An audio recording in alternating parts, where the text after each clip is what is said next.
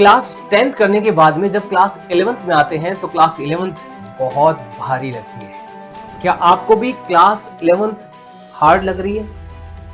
डर लग रहा है कि यार क्लास 10th में तो बहुत बढ़िया से पढ़ाई हुई थी, लेकिन क्लास 11th तो हमें बहुत हार्ड लग रही है। जब क्लास 10th में आप नहीं थे, 9th में थे, तो आपको 9th भारी लग रही थी, लेकिन 10th इजी लग रही थी। और क्लास 11th में हो, 12th में आओगे तो 12th आपको इजी लगेगी। ऐसा सभी विद्यार्थियों के साथ में होता है। अगर आपके साथ में भी ऐसा हो रहा है तो ये वीडियो आपके लिए।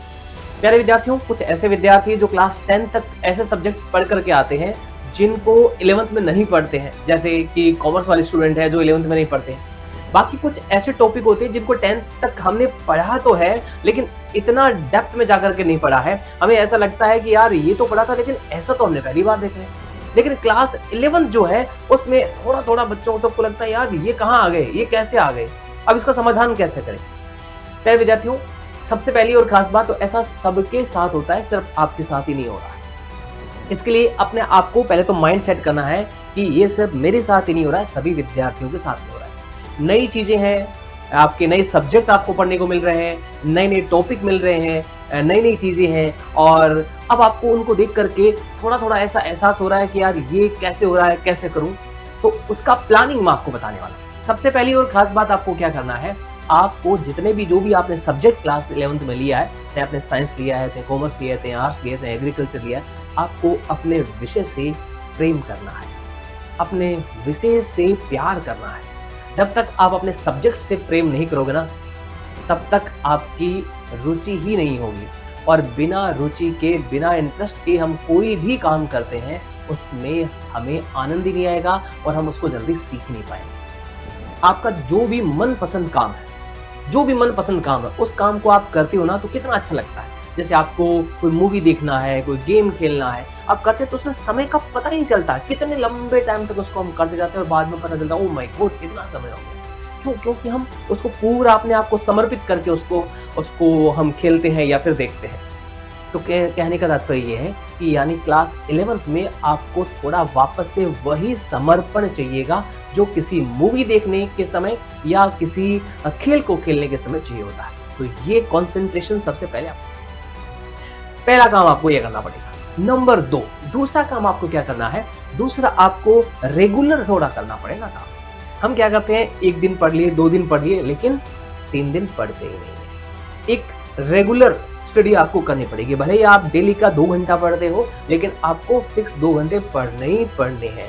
बूंद बूंद से घड़ा भरता, वो कहावत इसलिए बनी है। थोड़ा थोड़ा आप करोगे ना तो आपको लगने लग जाएगा नहीं यार ये तो जो मुझे हार्ड लग रहा था अब इजी लग रहा है। बहुत सारे स्टूडेंट ऐसे कहते भी है, कोई टॉपिक हम पढ़ा था बिल्कुल हार्ड लगा था, कुछ भी नहीं आ रहा था, लेकिन जब हमने इसको वापस से देखा या फिर ध्यान से देखा तो अरे अच्छा ये तो इजी है, इसको तो हम कर सकते थे। तो अगर नियमित रूप से रेगुलर अगर आप स्टडी करोगे तो आपको ये दिक्कत नहीं आएगी। और कौन कौन से पॉइंट का आपको ध्यान रखना है, उससे पहले मैं आपको बता दूं कि हमारा जो उत्कर्ष का त्रिनेत्र जो ऑफर है वो आपके लिए अभी चल रहा है। अगर आपने इसका लाभ नहीं लिया तो आपको लाभ लेना है। उत्कर्ष की क्लास 6 से लेकर 12 तक के सभी ऑनलाइन ट्यूशन कोर्सेज पर अप टू 90% का त्रिनेत्र का ऑफर चल रहा है, और इसको आप सबकी डिमांड पर एक्सटेंड कर दिया है 4 अगस्त तक। कब तक कर दिया है? 4 अगस्त तक इसको एक्सटेंड कर दिया। अगर आप फ्री यूजर हैं, अगर आपने उत्कर्ष की एप्लीकेशन डाउनलोड तो कर रखा है लेकिन अभी तक कुछ भी उसमें से आपने परचेजिंग नहीं कर रखी है, तो आपको कूपन कोड ज्ञान 500 अप्लाई करना है। कूपन कोड ज्ञान 500 आप जब अप्लाई करोगे तो आपको 500 का बेनिफिट मिल जाएगा जो भी आप कोर्स के अंदर एनरोल करोगे। अगर आप पहले से उत्कर्ष के विद्यार्थी हैं और अगर कोई कोर्स परचेज करना चाह रहे हैं तो एक्स्ट्रा 600 कूपन कोड आपको अप्लाई करना है। तो इसमें आपको बेनिफिट क्या मिलेगा, आपको 600 का फायदा मिल जाएगा। अगर आप प्रगतिशील विद्यार्थी यानी स्टैंडर्ड से अपग्रेड करना चाहते हैं प्राइम में, तो अपग्रेड 200 कूपन कोड अप्लाई करना, तो उसमें 200 का आपको बेनिफिट मिल जाएगा। बात कर रहे थे हम किसकी, हमारे 11th की क्लास जो हमें भारी लग रही है उसके समाधान की। और पहला पॉइंट हमने आपको बता दिया कि रेगुलर आपको पढ़ाई करनी पड़ेगी। अगर रेगुलर आप पढ़ाई करोगे तो आपको धीरे धीरे मजा आने लगेगा। दूसरा, एक टाइम शेड्यूल बनाना है, मॉर्निंग का, इवनिंग का, आफ्टरनून का एक टाइम शेड्यूल बनाना है। उस टाइम शेड्यूल में आप जब काम करोगे ना, देखो हमारी बॉडी कैसे काम करती है भाई। हम जैसे सुबह ब्रेकफास्ट करते हैं, दोपहर में खाना खा रहे हैं, शाम को खाना खा रहे हैं, तो हमारा शरीर अपने आप डिमांड करने लग जाता है कि यार भूख लगी है, अरे यार इस समय तो मैं ये चाय पीता हूँ ना, इस समय मैं खाना खाता हूँ ना, इस समय मैं नाश्ता करता हूँ ना। क्यों ऐसा लगने लग जाता है? क्योंकि हमारी हैबिट उसकी हो गई है। ठीक इसी तरह से अगर हमने पढ़ने का भी एक शेड्यूल बना लिया ना, तो अपने आप हमारा मन करने लग जाएगा। पहले दिन आपका मन नहीं करे, पर जबरदस्ती कीजिए, अपने के साथ बैठ जाइए कि नहीं मुझे 1 घंटा बैठना है तो बैठना, पढ़ना तो पढ़ना है, भले कुछ भी ना समझ में आए। दूसरे दिन भी कीजिए, तीसरे दिन भी कीजिए। और लोग कहते हैं, जो एक्सपीरियंस वाले लोग हैं वो कहते हैं, विद्वान लोग कहते हैं कि अगर हमने 21 डेज तक अपना शेड्यूल फॉलो किया तो वो हमारी हैबिट में आ जाता है। साथियों, आदतें जो होती है ना, शुरू में मकड़ी के जाले की तरह होती है और बाद में लोहे की जंजीरें बन जाती है। इसलिए हमें अच्छी आदतें डालनी है। अच्छी आदतें टाइम शेड्यूल की, कि मैं इतने बजे इस टाइम मुझे पढ़ना है तो पढ़ना है, चाहे कुछ भी हो जाए। डिसिप्लिन बहुत जरूरी होता है। अगला काम होता है, सर ये सब तो हम कर रहे हैं, लेकिन हम करें क्या, हमारे तो डाउट्स ही डाउट्स आ रहे हैं। तो आपके जब भी डाउट्स आए तो आपको अपने टीचर से, चाहे आप ऑनलाइन पढ़ रहे हैं चाहे ऑफलाइन पढ़ रहे हैं, अपने टीचर से डाउट्स का सोल्यूशन करना है ना। डाउट्स का सोल्यूशन करोगे तो आपका कॉन्फिडेंस बूस्ट हो जाएगा।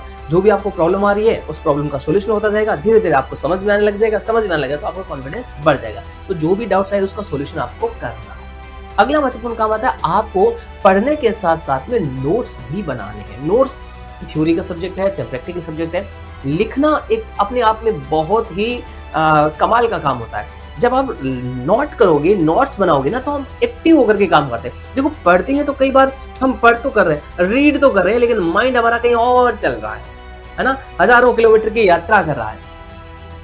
लेकिन अगर हम लिखते हैं तो पूरा एक्टिव रहते हैं। और एक कहावत भी है कि 100 बार बोलना और 1 बार लिखना बराबर माना जाता है। इसलिए लिख करके अभ्यास जरूर करें। हालांकि लिखने में समय जरूर लगेगा, लेकिन जो काम होगा ना आपका परफेक्ट होगा। तो आपको डाउट्स कोई भी हो तो उसका सॉल्यूशन करना है, लिख करके नोट्स बना करके प्रैक्टिस करनी है। अगला काम आता है रिवीजन।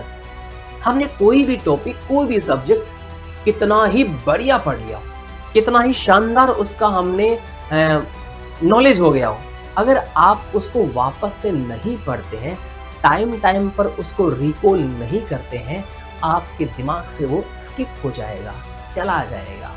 मगर आपको पूछूं कि 6 क्लास में आपके इंग्लिश का फर्स्ट चैप्टर कौन सा था, तो आपको याद नहीं होगा, क्योंकि बहुत टाइम हो गया, वापस से हमने उसको देखा ही नहीं। तो यानी बार बार नियमित रूप से दर्शन करते रहने हैं।